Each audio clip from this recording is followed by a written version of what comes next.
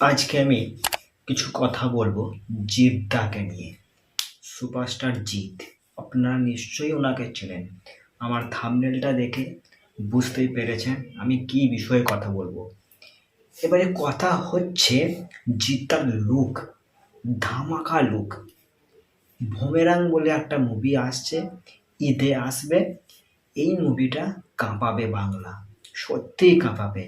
বস আসছে, আবার আসছে আমাদের বস, প্রিয় বস জিৎদা। বাংলাতে এই একমাত্র হিরো, যেমন দেখতে তেমন ফিগার, তেমন তার বডি ফিটনেস।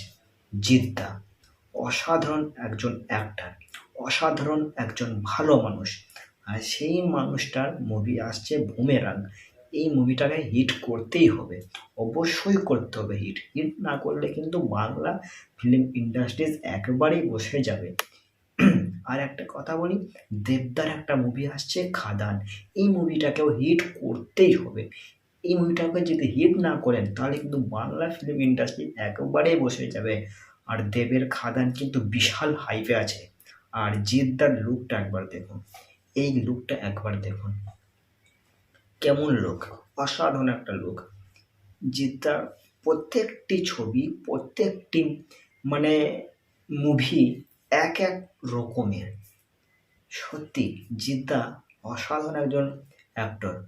আর জিদ্দাকে খুবই ভালোবাসি আমি। আমি আমি একদমই জিদ্দার বিশাল ভক্ত।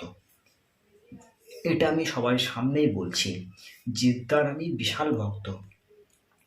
আর দেবদার কথা যদি বলি, তাহলে দেবদার মুভিগুলো হয়তো আমাকে ভালো লাগে না, কিন্তু দেবদাকে দেবদাকে আমাকে খুবই ভালো লাগে।